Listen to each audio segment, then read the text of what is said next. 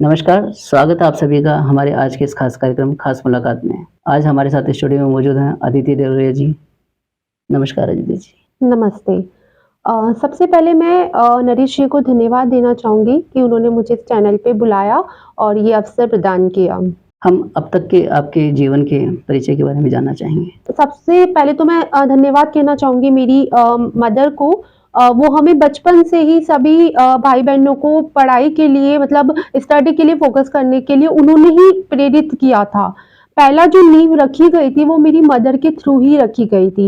वो हमें काफ़ी टाइम देके हमें खुद अपना टाइम निकाल कर हमें पढ़ाई करवाती थी। वो ही हमारी सबसे बड़ी एक कहते हैं ना कि नींव वो उनके ही थ्रू रखी गई। जैसे बड़े होते हैं तो हमारे बोर्ड एग्ज़ाम्स भी आते हैं तो उसके लिए मतलब फ़ादर ने पहले से ही कहा था कि नहीं अच्छा करना है, स्टडी को ही फुल फ़ोकस करके चलना है।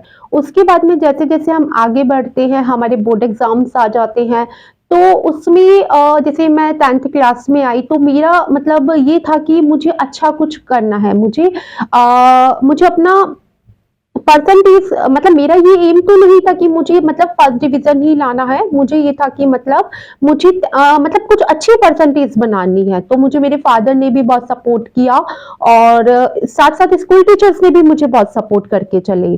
तो मैंने 10th में अच्छी परसेंटेज अचीव की और मुझे राजस्थान सरकार की तरफ से गार्गी पुरस्कार अचीव हुआ। वो मेरे लिए और मेरी फैमिली के लिए एक प्राउड मोमेंट था और अलोंग विथ मेरे मेरे टीचर्स के लिए भी वो बहुत एक प्राउड मोमेंट रहा।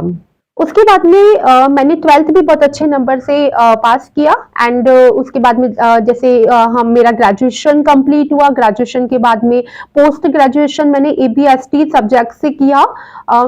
ये हमारा रहा और उसके बाद में मैं आपको बताना चाहूँगी कि स्टडी कंप्लीट होने के बाद में मैंने बिफोर लॉकडाउन जब बहुत ज़्यादा कोविड सिचुएशन थी, लोग इधर-उधर जा भी नहीं रहे थे, घरों में थे, तो मैंने एक रात ये सोचा कि कुछ करते हैं क्योंकि जॉब जहाँ मैं कर रही थी वहाँ से मैंने क्विट कर दिया था। बिफोर लॉकडाउन ही मैंने क्विट कर दिया था, तो उसके बाद में मैंने ये वुमेन एम्पावरमेंट में कैंपेन्स के लिए सोचा। कोई साथ नहीं था बट मैंने सोचा कि नहीं अब करना है, मैंने सोच लिया था।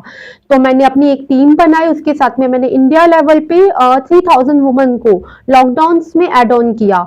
उसमें हम उनको ट्रेनिंग सेशंस देते थे कि घर पर ही नहीं रहना है, कुछ करना है, कुछ अपने लिए भी सोच के चलना है। जैसे कि आप कोई भी आप में स्किल्स हो लाइक डांस की हो, पेंटिंग की हो, तो आप उसको आगे लेके आओ। आपको उस पे वर्क करना है। ऐसा नहीं है कि घर पे बैठ के शादी हो गई और उसके बाद में आप कुछ ही नहीं कर रहे हो। अपने लिए भी सोच के चलो, ज़्यादा से ज़्यादा आप भी शिक्षित हो। आपकी स्टडी अगर शादी से पहले कंप्लीट नहीं हुई है, तो आप स्टडी अच्छे से कंप्लीट करो, अपनी फैमिली को आगे लेके जाओ। तो ये हमारा जो कैंपेन चला ये मतलब लॉकडाउन में कंप्लीट चला। समाज सेवा में आपकी क्या भागीदारी है? समाज सेवा में मैं महिला प्रकोष्ठ में उपाध्यक्ष हूँ और मुझे जो अप्रोच किया था वो स्मिता जी ने किया था। उन्होंने मुझे कहा कि अदिति तुम्हें आना चाहिए, लाइक युवा अगर आगे आएँगे तो समाज का और भी ज़्यादा विकास होगा, समाज और भी आगे बढ़ेगा। तो ये मेरा है कि मैं पापा के साथ में जाती थी तो उन्होंने मुझे अप्रोच किया और उनको मैंने बताया कि मैं वुमेन एम्पावरमेंट में ही वर्क कर रही हूँ, तो उन्होंने मुझे बोला अदिति आप आओ और ज्वाइन करो। आप घर परिवार और समाज सेवा में कैसे सामंजस्य बैठाते हैं? जैसा कि नरेश जी आप जानते हैं कि सभी के पास में 24 हावर्स होते हैं, तो मैंने अपने लिए एक टू डू लिस्ट बना रखी है जिसमें मैंने सभी के लिए टाइमिंग डिसाइड कर रखा है कि जैसे मेरा मॉर्निंग का जो घर का जो होता है वो मैं काम कर लेती हूँ, उसके बाद में मेरा जो मतलब जो मेरा वर्क रहता है वो मैं करती हूँ, उसके बाद में बीच का जो मिड का टाइमिंग होता है वो मैं निकाल कर समाज सेवा के लिए देती हूँ। हम ह्यूमन इस उम्र में यंगस्टर अपने करियर पे फोकस करते हैं, फिर आपने समाज सेवा क्षेत्र क्यों चुना? देखो मैं आपको बताना चाहूँगी कि समाज सेवा क्षेत्र तो मैंने चुना ही, उसके साथ में मैं अपने काम को भी साथ में लेके चल रही हूँ। जैसे मैंने आपको बताया कि मेरा काम वुमेन एम्पावरमेंट से ही रिलेटेड है, तो जब मैं वहाँ से कुछ सीख रही हूँ तो मैं वो जो है वो अपने समाज को भी दे सकती हूँ, है ना? तो मेरा ये पॉइंट रहा था और जैसे ही मतलब मैं समाज में मेरे पापा के साथ जाती थी, तो स्मिता जी हैं जो हमारे महिला प्रकोष्ठ के अध्यक्ष हैं, she is a so nice woman. उन्होंने मुझे अप्रोच किया, बोला अदिति तुम इतना अच्छा वर्क कर रही हो वुमन एम्पावरमेंट के लिए, तो तुम यंगस्टर हो, तुम्हें आगे आना चाहिए और करना चाहिए समाज के लिए भी। तो मैंने वहीं से डिसीजन लिया कि हाँ मुझे करना चाहिए, मुझे भी सीखने को मिलेगा, मेरे से जो बड़े हैं उनसे मैं भी सीखूंगी और उनको और जो भी है मेरी तरफ से जो हो पाएगा वो मैं भी अपनी तरफ से उनको, जो मैं वुमेन एम्पावरमेंट कैंपेन्स चलाती हूँ उनके लिए सहयोग करूंगी। क्या कारण है कि नारी शक्ति का महासभा में काउंटिंग कम है? देखो उसका जो मेन रीज़न है नारी शक्ति का काउंटिंग इसलिए कम है क्योंकि ज़्यादातर जो लेडीज़ होती हैं, वुमन होती है, वो घर पर ही रहती है, उनके पास बहुत सारा वर्क होता है और इंक्लूडिंग दैट उनको फैमिली वाले भी जो उनके हस्बैंड होते हैं वो सपोर्ट नहीं करते हैं। तो सबसे पहले तो उन महिलाओं को हम उनका इंटरेस्ट बनाएं और वो अपने जो घर वाले हैं उनसे बातचीत करके कि नहीं अब मुझे भी जैसे आगे जाना है, मुझे भी समाज पे सपोर्ट करना, खुद को भी सीखना है और वो जैसे जैसे आगे बढ़ेगी अपने हस्बैंड से बात करेगी, उनके हस्बैंड सपोर्ट करके चलेंगे तो डेफिनेटली वो आगे आएंगी। आपके नज़रिए से समाज का कॉमन ऑब्जेक्टिव क्या होना चाहिए?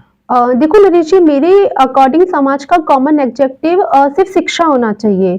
शिक्षा से क्या होगा, अगर शिक्षित होगा हमारा समाज तो हमारे समाज का विकास होगा। आप जैसे जो यंगस्टर्स हैं उनको आप क्या मैसेज देना चाहेंगे?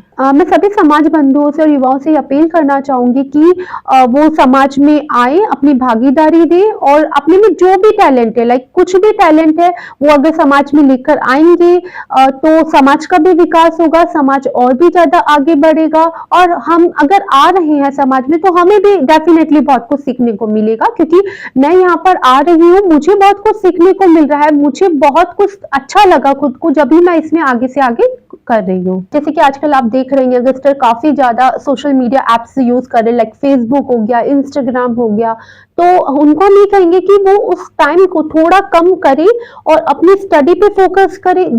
स्टडी पे फोकस करेंगे तो उनका ही करियर आगे बहुत अच्छा होगा, ज्ञान बढ़ेगा, आगे लाइफ में कुछ अच्छा अचीव करेंगे तो उनकी फैमिली वालों को भी प्राउड फील होगा और उनके साथ में जो होंगे उनको भी एक प्राउड फील होगा। और अगर कोई बच्चा लाइक ज्यादा मोबाइल यूज कर भी रहा है तो उसको पेरेंट्स डांटने की बजाय प्यार से समझाएं तो वो डेफिनेटली बच्चा समझेगा। आप हमारे स्टूडियो में आए और हमारे दर्शकों से रूबरू हुए, इसके लिए आपका बहुत बहुत धन्यवाद। धन्यवाद नरेश जी, आपने मुझे इस चैनल पे बुलाया उसके लिए मैं आपको धन्यवाद कहना चाहूंगी। बहुत बहुत धन्यवाद आपका। हाँ जी।